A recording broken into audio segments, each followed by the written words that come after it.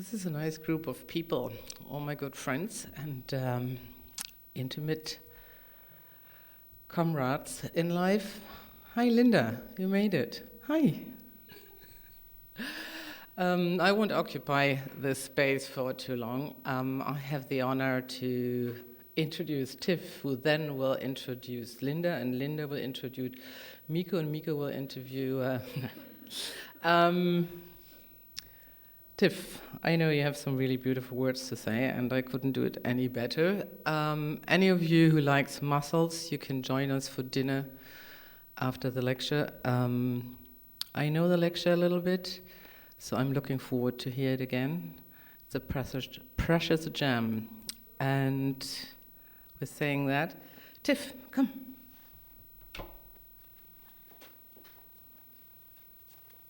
Hi everyone, my name is Tiffany, and I'm a first year from metalsmithing department. Thank you all for being with us today, and thank you Iris for letting me do this. I'm happy to introduce Kim Cridler, an artist I admire and will have the pleasure of doing an internship with this summer. There are many things I want to learn from her: tolerance, attitude, her exquisite workmanship, and the courage to look directly at nature. Kim Cridler was a visiting artist in our department last semester. We had the chance to talk, and she seemed to have eyes that perceive everything, and a love that attends to the corner of every happening. Just a short walk around my studio was all it took for her to discover who I am. I was recognized as myself and affirmed. Kim is a spiritual guide. Talking to her makes me fearless and gives me courage to open up. If the eyes are the window of the soul, I dream of the saying of that day we talked, as if I am a cloud observing the window. Through this window, I can hear the sound inside, an undisturbed and fertile heartbeat. Trained as a metalsmith, Kim Cridler was an undergraduate at the University of Michigan, earned an MFA in metals from the State University of Michigan of New York at New Paltz, and studied at Skowhegan School of Sculpture and Painting. Kim Cridler's man-made vessels of branches, with flourishes of startling natural ornamentation, reference how the material world can be a conduit to human memory. Both lightness and weight of memory are consistent themes in her work. In my eyes, she is a person full of wisdom who allows things to happen in a natural order and rhythm. Our role is to give permission to those rhythms. With an inclusive attitude, she falls into her work and transforms those moments into tangible objects.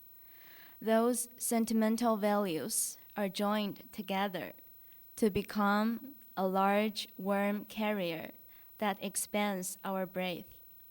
As she says, I covet objects because they place us in a lineage, human continuity. Please welcome Kim.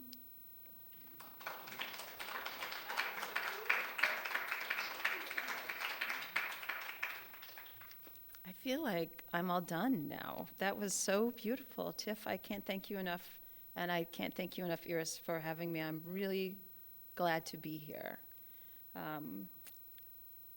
So I'm glad to have this moment.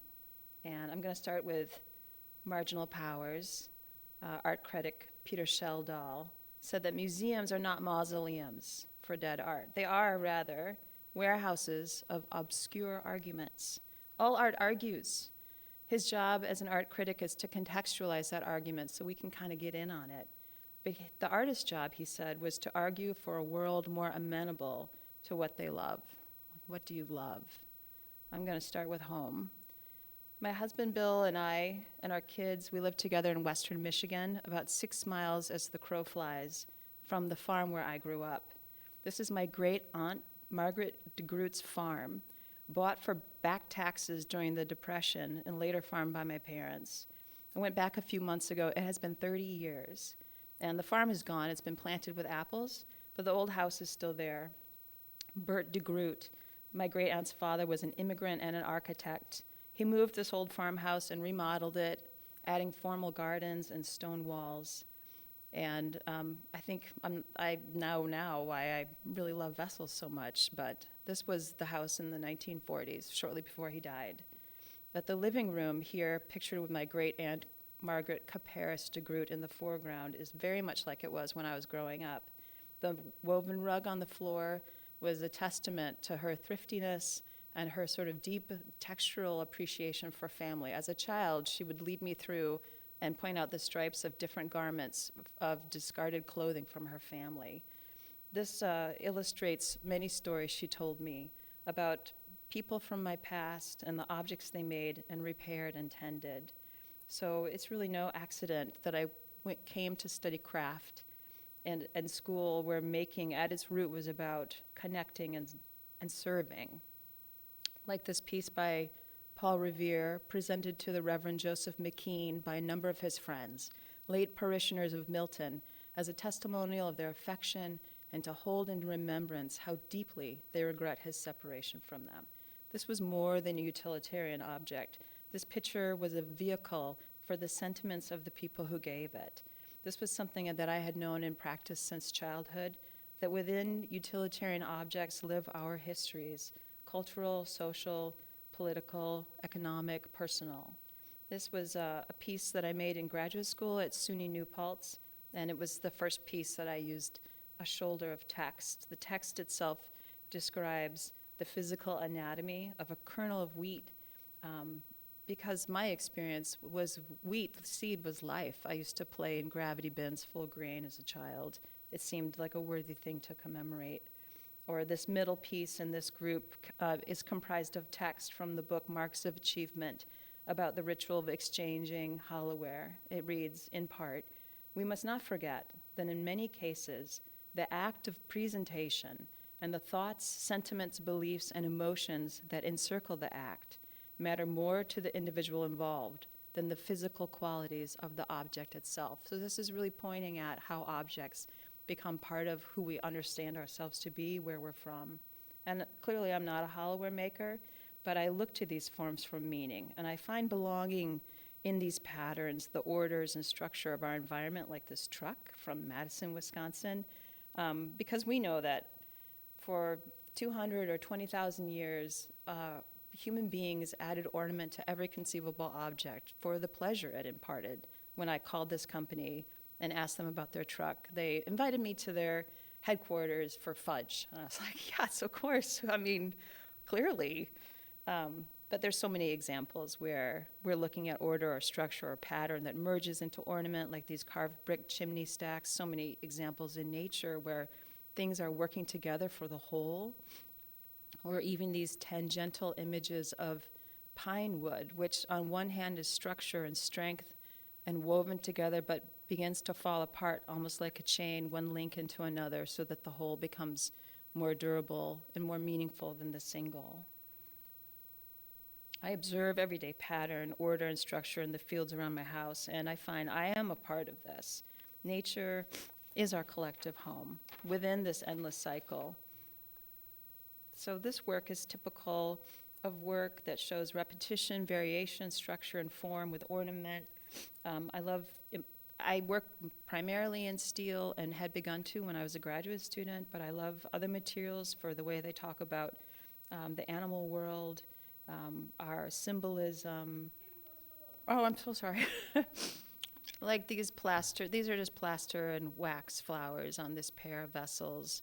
Or these are some swallow bird forms that I made at Kohler Company, where I had been a coordinator for the artist program, but I spent some time working in the studios as well.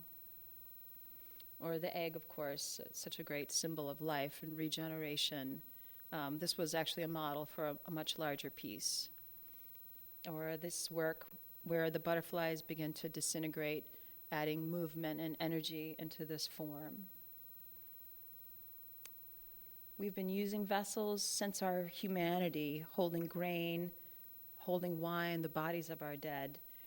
As Anna Farello writes in Reading the Language of Objects, the abilities to hold, to save, and to possess are basic human desires that satisfied the earliest human needs. At one time, a container meant have been the most valuable possession a family could own. A basket or carved wood bowl may have functioned as a bank, the sole repository of all that was personally owned and cherished. Thus, containers separated the precious from the ordinary, the valued from the valueless. The prosperity of our species depended upon the ability to contain. And I feel like these instincts are old. They are embedded, and I'm actually incredibly grateful to these patterns and these models. I don't think I have ever been too keen on this need to be original, because there's so many models around me that I respect. I'll never forget the time I went up for tenure and was informed that I was responsible for original thinking, and I was like, I've never had original thought in my life. I mean, look around us. Like, there's so much to love that's right here. But if you think about it, both craft and ornament require models passed down from one generation to the next and reapplied for our own needs. Like remembering. My mom had a hair brooch of her grandfather's, and I'll never forget the day she lost it. You know, she was like tracking the road for miles for this sentimental way to try to hold someone dear. There are a lot of, early modernists worried about the ornamental. It was destined to be inauthentic or lead to this notion of artifice or of excess. But I feel like we've put those fears to bed. And I know in ornament and pleasure, I am held by the structure of the world. This is my dog, Jack, and you might not be able to see it, but he's showing me what I was missing in this incredible textural moment. It was this deer standing at the edge of the field and the woods, like between these two sides, this moment that I would have missed. I'm going to talk about a couple of projects I've worked on for other institutions, like this piece for the Payne Arts Center and Gardens in Oshkosh, Wisconsin. It was a fabricated bronze vessel with slip cast flower forms, and it was to beautify a garden. I got to, it was an opportunity to work with students in the area and work through this project. Again, I was able to create the slip cast ceramic flower forms through Kohler Company. They have this wonderful artist in residency program where artists can come and work with industrial materials, slip cast porcelain, cast brass, cast iron, and enameling. This piece is a project my husband, Bill Benny, and I worked on together. Halo, it was for a large convention center in Phoenix. And it, again, is an opportunity to mark a moment of visual texture or diversity. There's a lovely book about ornament called Ornament, A Modern Perspective, where James Trilling writes, ornament is visual texture, a constant shift of focus from the building as a whole to features deliberately accentuated on down to the smallest detail, some bit of carving that holds the eye as we enter or walk past, which is why, of course, visiting Cranbrook is always such an incredible opportunity, just for the aesthetic experience that it offers.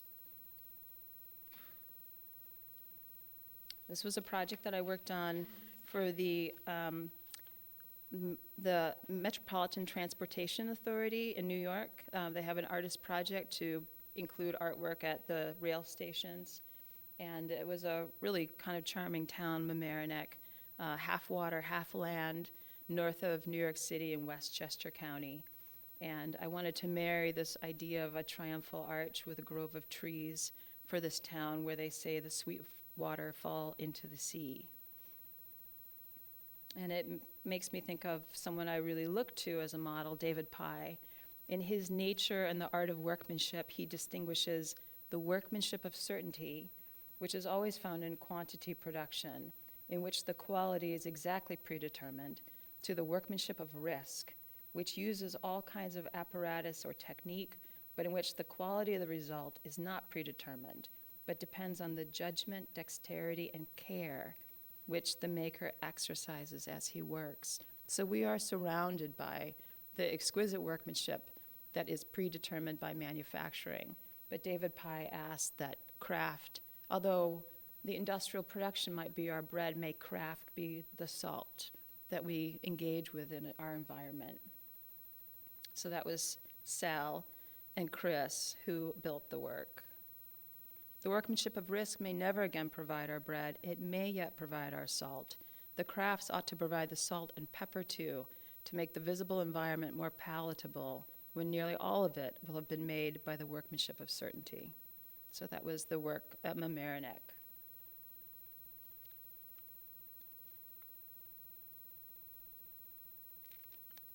But beauty is such a moving thing, and beauty is, to me, never idle. This is an exhibition that's up right now at the Art Institute of Chicago, just looking again at the work of William Morris and Company.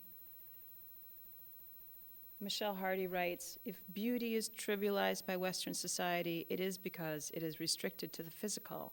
The beauty of craft is not restricted to its formal characteristics, but includes consideration of production, materials, time, and place. Craft is beautiful furthermore because it is beneficial, not just for the individual craftsperson, but through the creation of objects that engender a responsible relationship with nature and that celebrate the potential of human makers." So this was one of those wonderful moments where someone just asked me to make something beautiful. This was a couple of small vessels that were commissioned for a project at a hotel in Macau, China. And they were lining a hallway. They were near the bathroom, actually, to just tell you the truth. But it was the Darwin wing, so it was a beautiful bathroom.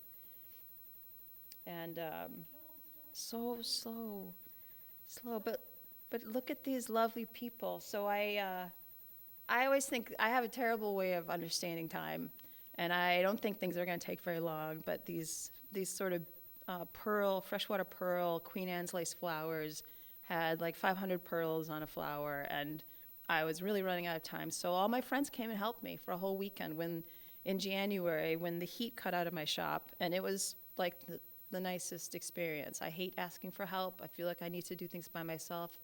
You know, I have that constant tape in my head, not worthy, and there they are, like having the best time. And so we rushed and got the work done, and then it sat in a warehouse for months while COVID swept China. So Elaine Scarry, she's taught me so much about beauty, because beauty, it leans towards fairness, or even, as she suggests, justice.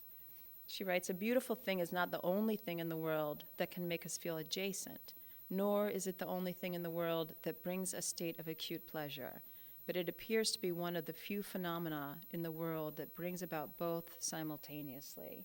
So if you're thinking about being adjacent, it means for a minute you're not the most important person in the room or town or country where you live, and in that way it's possible to see your relationship to others in a more just or fair way. And of course, that can happen to us for a lot of reasons, but she's saying beauty is one of those times where it happens to us and we feel good about it. So what could be better? But of course, I understand that more than balance and symmetry exist in nature. And that part is important as well, to express and to see and embrace. Cruelty is a mystery, Annie Dillard writes, and the waste of pain. But if we describe a world to encompass these things, a world that is a long brute game, then we bump against another mystery, the inrush of power and light, the canary that sings on the skull. Unless all ages and races of men have been deluded by the same mass hypnotist, there seems to be such a thing as beauty, a grace that is wholly gratuitous. So I'm getting to know Redtailed Hawks really well. I am a devoted chicken tender. I tend chickens. And it was my deal with my husband that if I left my job at University of Wisconsin-Madison, he would build me a coop. And he was honest, and he did it. And I love to free range my chickens because they all have names and they have habits. I was telling Iris about Coco. She's 10. She still lays eggs. But the red hawks know about me, these red-tailed hawks. And this one I freed from some deer netting around an apple tree shortly after he killed these little poults. And I've just never been near such a magnificent creature. I mean, he was unbelievable. And they know me. They know my habits. They know when I let the hens out. This is Juliet this January after an encounter with a red-tailed hawk. And I understand this. I cannot understand the suffering of others. And I see it all around me. And I recognize it as being one with life. I want to try to express that, and I have no idea how. And so I'm letting you in on like this intimate, like vulnerable moment of working on a project that's not working. I really wanted to make fire. Surely it's reasonable to be able to make fire, something that feels like it's in motion, like it's living. And so I created this sort of asymmetrical vessel and started my fire exploration, thinking it was going to be this brilliant, gorgeous, flaming rhinestone creation. And after months of working on this, I was like, that's not working. My husband's always like, why can't you fail a little faster? And I'm like, it takes me time to fail. So I'm still at it. I'm working through other ridiculous things that are not solutions, and I just totally feel like I was a student again. Like, I want to make this thing so bad. I'm burning to make this thing, and my hands are like someone else's hands. I don't know how to make anything. But it's also such a moment of, like, it's exaltation to be able to realize that you're up against something that seems so simple, and you have no idea how to make it, and it's kind of wonderful. And when I get really panicky like that, I look back to models.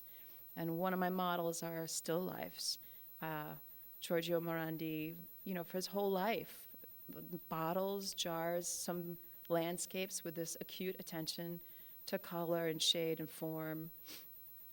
I think that still lifes are the most misnamed artwork because they are this moment of sensing this sort of physical pleasure while consciously being aware of our own mortality. So they are spinning with life.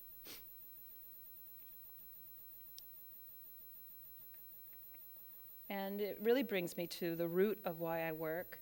And it is because I am embraced by life and I will die, and that I am not alone in this. These parameters exist for every life, from simple cellular forms to complex beings, when we are in turn linked together in this having and losing that continues unbroken.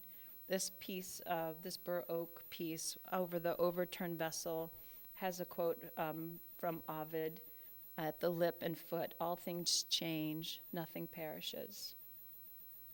And I think what makes this bearable is that I see it all around me, and I trust that it is part of something greater than myself. That the pleasures I sense and the pains that I experience and the very act of creation is something that is in scale with life itself, indivisible and giant. And for me, the value is making the work, spending the time, paying attention, and attempting to honor life, even if it is not noticed and cannot change your fate. Darwin published On the Origin of Species 8 years after the death of his beloved second child, Annie. Biographer Linda Hopp says you can see the influence of Annie's death in the shaping of that book. He knew so deeply and personally what death was after that loss, and yet in his writing, she says, you see his affirming over and over this circle, the endless unfolding of life. I often think that we tend to think of ourselves as apart from nature, that somehow we are not going to be touched by life. But it's folly, and it separates us from how we share. So you can see I do reference a lot of other works, constantly looking for this idea of regrowth. And the work that I'm showing here, it changed a bit because my life changed too. I left my position at the University of Wisconsin-Madison to move with my family and spend more time raising my family.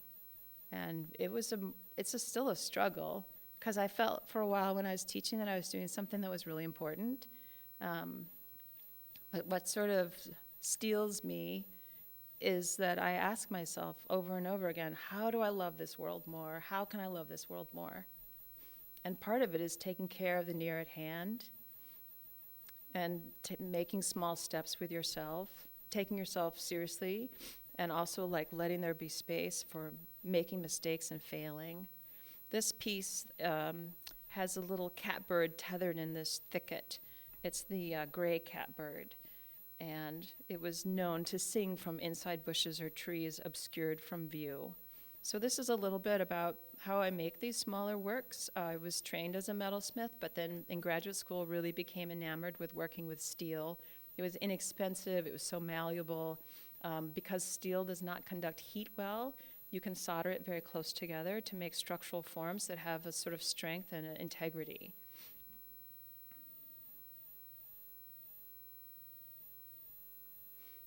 Or this piece, these pieces became a little bit more narrative, looking at things around me close at hand, and then imagining life continuing. What if bone could engender growth?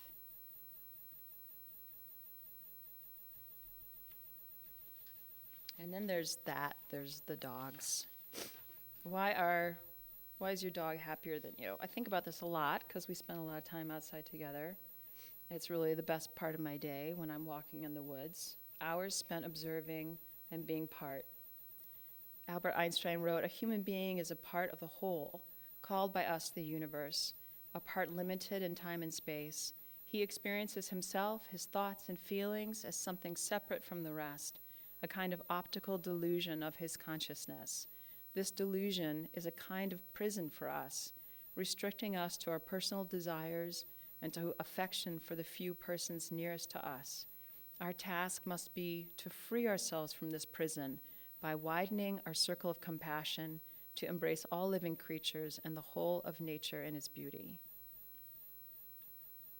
We were visiting a lot of state parks on family camping trips, and sometimes you'll see these witness trees. There were like a geographical survey tree, and at some parks they would cut them and show human events on the rings of a tree.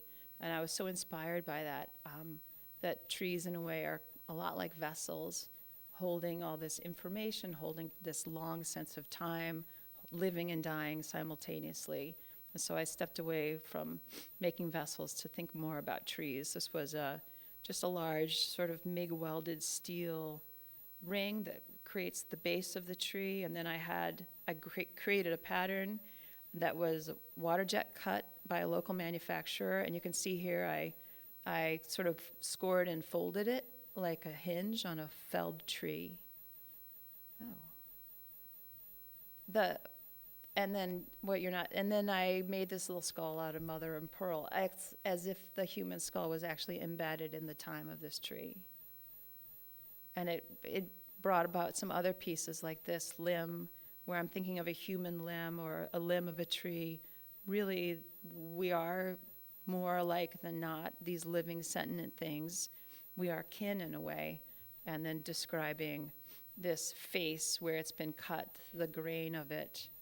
And I embedded coral to describe a vascular system, maybe not unlike our own, that is a home. And another piece I made recently on the same idea. So I had these other ideas about what if we evolved and lived with our relatives in a way that was more accommodating? What if our structures accommodated nature rather than always the other way around? Like you'll see so many times a tree growing around a fence. So this was sort of the opposite idea of these vessels, these sketches growing around other objects, maybe even human objects. So here's a model. I'm going to read it out loud. I'm not sure how to look at art. What's supposed to happen? Something big, a revelation. Suddenly, you just understand. Not sure how to make it happen. How about lift me up so I can see better? Because as much as we want to pay attention, real joy only comes from connection. I was invited to have an exhibition at the Metal Museum in Memphis, And I really built this piece just for that museum. I was so honored to have a show there. It was a large vessel based on this ancient form of the Pithos, this large storage jar. And of course, it's beautifully ornamented, but I chose something closer to home, a stylized oak leaf to cover the jar. And then I really wanted to show this human construct, this idea of holding, of ceremony, sort of pierced through by something as innocent as a bird. So I created a paper pattern for these finch forms and had them cut, laser cut out of steel sheet, and then I formed them and welded them together. And it was inspired a little bit by this wonderful poem by Rainer Maria Rilke. Do you still not know how little endures? Fling the nothing you are grasping out into the spaces we breathe. Maybe the birds will feel in their flight how the air has expanded. So that piece was featured with a collection of others at the Metal Museum in Memphis. It just closed. But it was a great experience for me to have all these pieces together. I got to have work from graduate school, and it really helped clarify all the other things I want to make. This piece, another one of those birds from those patterns, but with a pool of garnet blood. And this other poem by Rainer Maria Rilke, Dear Darkening Ground, you've endured so patiently the walls we've built. Perhaps you'll give the cities one more hour and grant the churches and cloisters 2. And those that labor, let their work grip them another 5 hours or 7, before you become forest again and water and widening wilderness in that hour of inconceivable terror when you take back your name from all things. Just give me a little more time. I want to love the things as no one else has thought to love them until they're worthy of you and real. So in the park, I see a lot of interesting things. And what I learned about coyotes is that when they eat a rabbit, they throw the entrails. They don't eat that. And one morning I was walking, it was October, there was a little frost on the grass, beautiful morning, and I see in this pile of entrails this mash of grass in the stomach, still green from the energy of the sun, fueling that rabbit, feeding the coyote, meeting me on the path, reminding me, just for a moment, how amazing is this? Like, I'm here with my problems and my family and my own shortcomings, and I'm all here because of the energy of the sun and photosynthesis. I mean, how lucky am I? So I decided at that moment I was making a rabbit. I really wanted to feel this sculptural form and have it feel alive and living and think about these patterns in the hair and the body. And I can't say for sure that I was successful, but I had a lot of help from Jack, because he's really skinny and he has fabulous fur. And it was, I put it down at one point for like a year or two before I picked it up and kept working on it because I thought it was so stupid.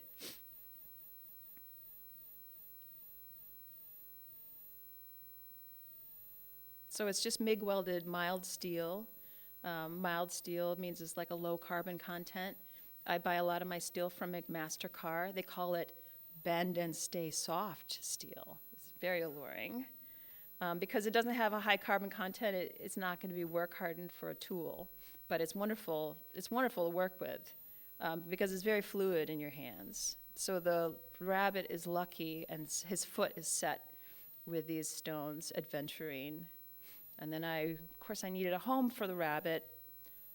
So I wanted to make this vessel that was really going to be like a sedge of grass. A sedge is sort of different than grass. It grows in a clump.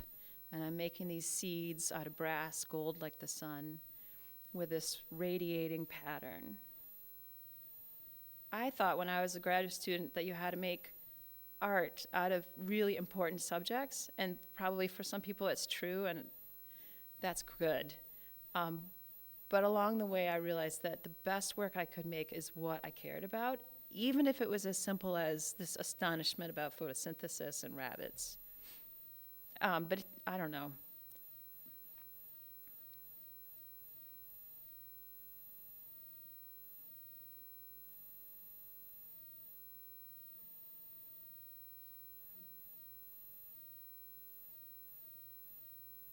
Contemporary culture bombards us with extreme sensations and frantic actions devoid of transcendence, longevity, or the binding qualities of community. Thus, we continually long for the unknowable, never realizing that satisfaction and meaning are rooted in the physicality that exists below the radar of a highly technological world. Through material, we remain connected to nature, which helps us cope with a society increasingly removed from nature. So this is my last slide. Billy Bragg, call up the craftsman, bring me the draftsman, build me a path from cradle to grave. And I just want to thank you so much for coming.